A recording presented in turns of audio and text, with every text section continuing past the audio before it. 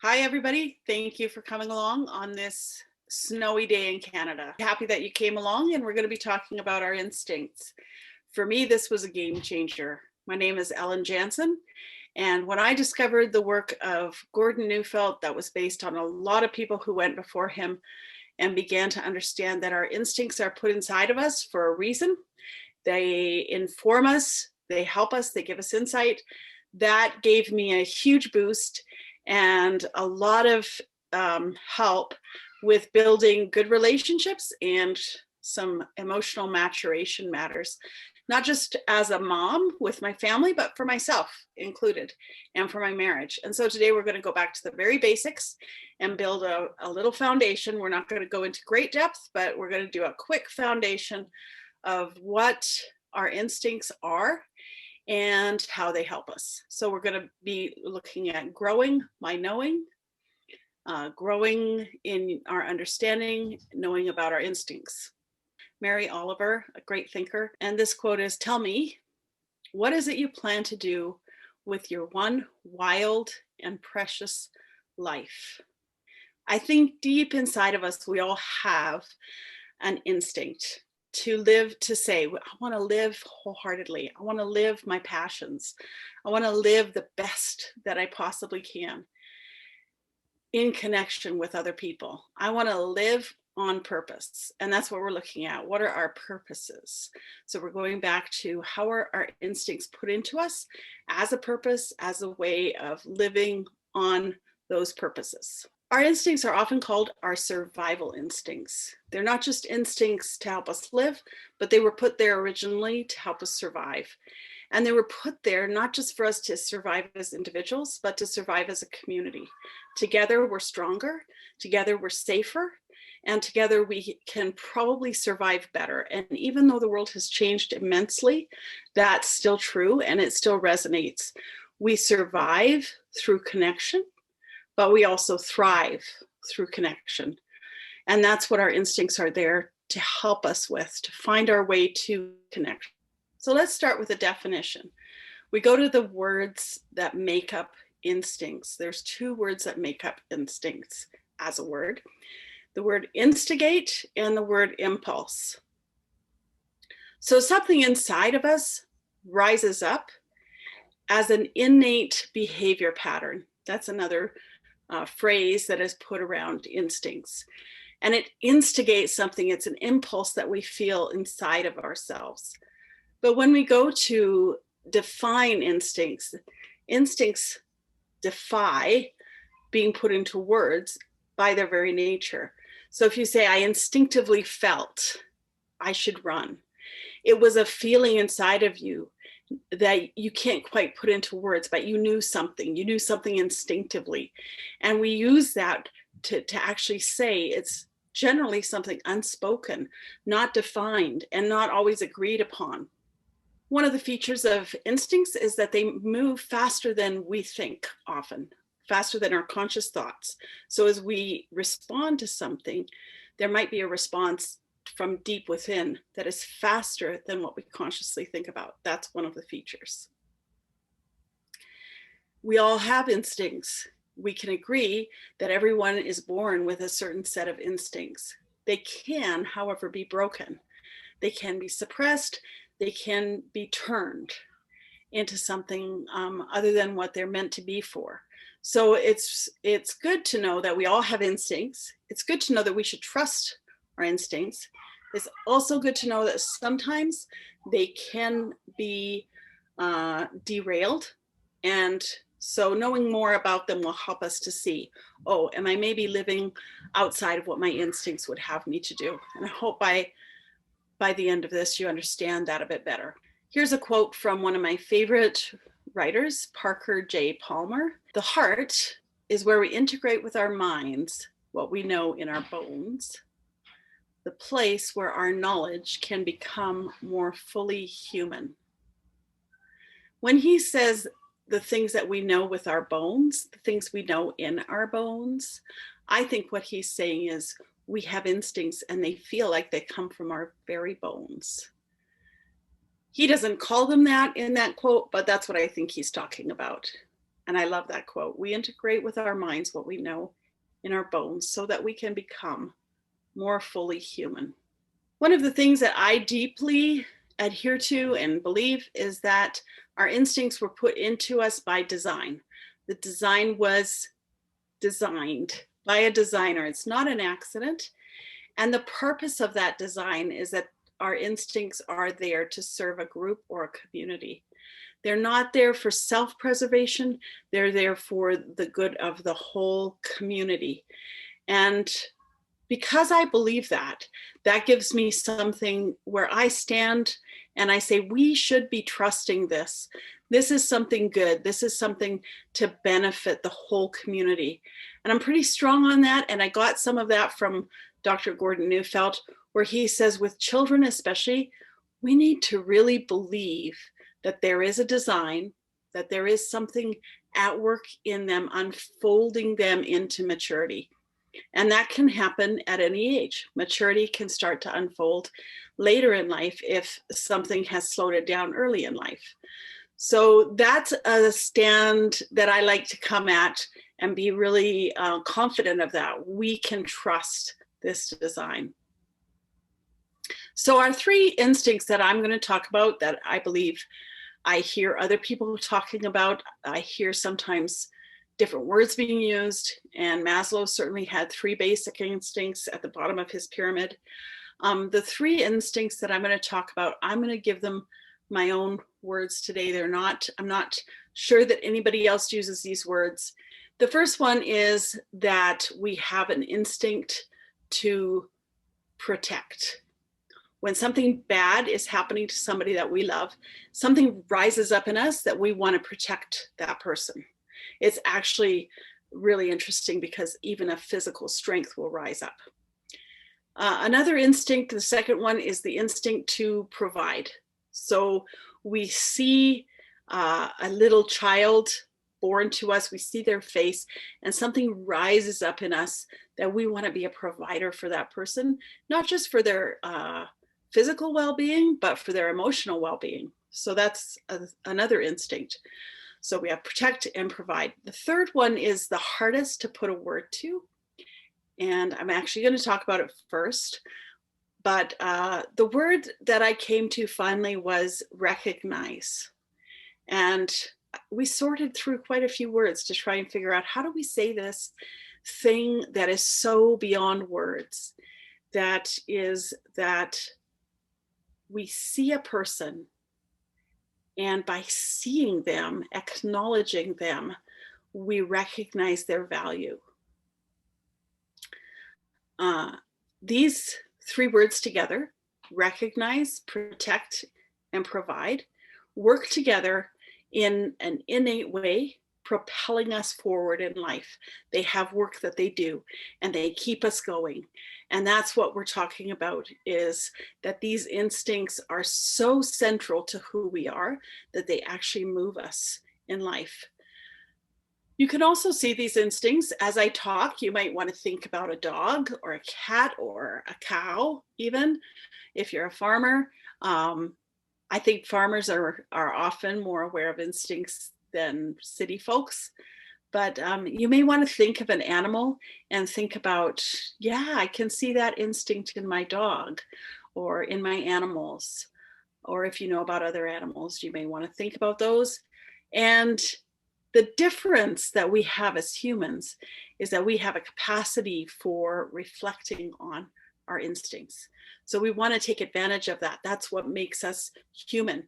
We get to reflect on our instincts. I have a quote that I found from Meg Wheatley. Rely on human goodness.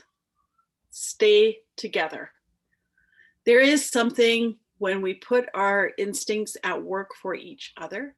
There's something inherently good about that.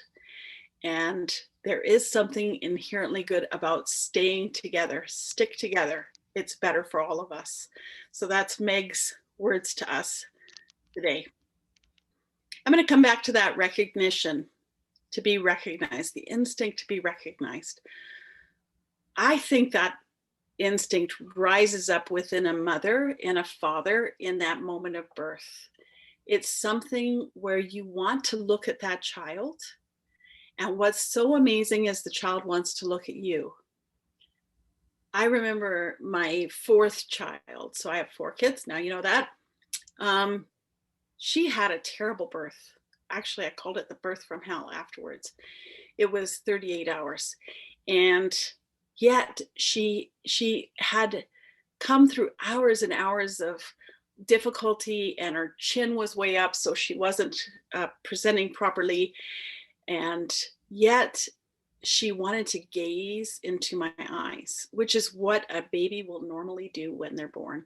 They have an instinct to gaze into the eyes of the mother, and they'll gaze into somebody else's eyes as well.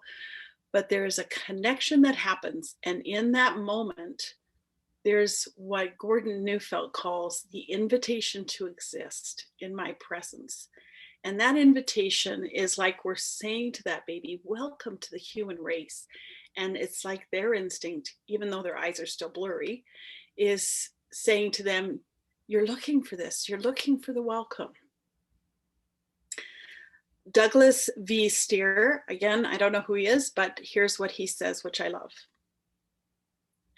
Holy listening, to listen another's being into life, may be almost the greatest service that any human being ever performs for another. That moment when we listen to another person's soul coming into life, he's saying that's holy listening. It happens when our children are small, but it happens all through life. This moment of recognition. I mentioned that Gordon Neufeld calls this the invitation to exist in my presence. And he talks about this in his work from time to time in his courses, which I've done several. And he says some of these things. He says, we invite people into our presence to be a part of our space.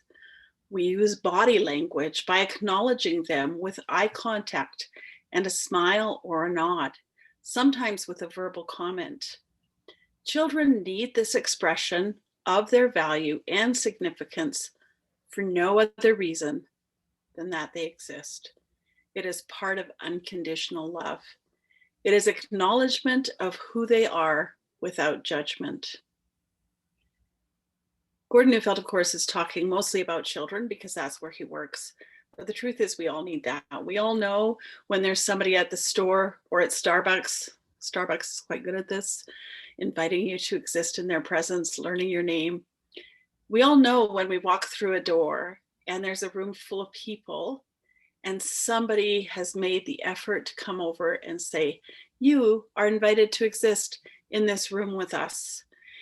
And conversely, we all kind of know when there's a room full of people and they just keep silent, turn away, look at us, and decide not to acknowledge us. I think we all know that feeling when we're invited to exist. And this is one of the things you can just take away today and say, I'm going to take note of this. I'm going to watch for this. Who's invited me to exist? Who hasn't? When did I feel invited to exist? Who are the people who, by the way they answer the phone, invite me to exist? That's a thing. You can invite somebody as you see their name. Let's say it was my sister Anna. Hey, Anna, I was hoping you'd call. I've just invited her to exist in my presence. So when we give this gift of recognition, this invitation to exist, what it's saying to the other person is, you are valuable to me. And some of the features of that is that we actually engage, that we do so with delight and warmth. And that offers a place of trust. That's the bedrock of trust, comes with that sense of you are valuable to me. The second instinct that we talked about in that threesome is protection. In protection, the word protection means you're offering a shield, a sanctuary, or a refuge. In protection, we mean physical protection, literal protection. I will keep you safe from the elements. I will keep you safe from harm. But we also mean emotional safety. And that's super important to building a relationship. It also can mean protection from injustice. I'll stand up for you. I'll be on your side. I'll fight for you. And when we talk about protection and a place of safety, we don't actually mean a place, we usually mean a person. So someone in your home is probably that person where you feel that protection is going to come from. At least we really hope that somebody in your home is the bedrock of that for each person. So we look at this instinct to be protected, that a child is born with a need for protection and a parent has an instinct to protect. And we want to see that growing and developing. And then as the child gets older, they will become protective of younger, smaller, more vulnerable beings. It might be a pet, it might be a younger sibling, it might be a friend's child. That instinct actually comes out by the age of 3 or 4. A child will be protective towards a smaller, more vulnerable being. So that instinct to protect is the second one. It's pretty easy to see and much easier to understand because we know it when it rises up in us. It's a little bit more obvious. The third one is the instinct to provide, the instinct to give what the other person needs. So again, it might be that physical needs are met by the person taking care of a child or a spouse or any family members. Physical needs might be met. If they're met with kindness, that's really going with the instinct. Social needs are also met through provision. We need belonging. Belonging is so essential to the human spirit. So social needs are also provided for. And emotional needs, when emotional needs are met with generosity, when someone needs comfort and the person giving comfort is actually very generous with that comfort, that's their instinct at work, doing what needs to be done to create community. When we are in a relationship or in a circle of relationships and we meet life together, when we're joined with other people, that's a kind of a provision that we're giving to each other. In order to provide, most of us need to be productive in some way. And so that provision instinct comes with a desire or something that moves us to be productive. So those two often go together. So those are our 3 survival instincts: the instinct to protect, the instinct to provide, and the instinct to recognize. And when they're all put together, they create connection. And when they're put together and they serve the group and they don't serve me, myself, and I, when I put those instincts out for a group of people, a family, or a working group, then they provide this incredible sense of connection that creates belonging. It creates significance. It makes a person feel valued, and it anchors us into our shared values. This is the bedrock of what relationship is made of, that we have these instincts.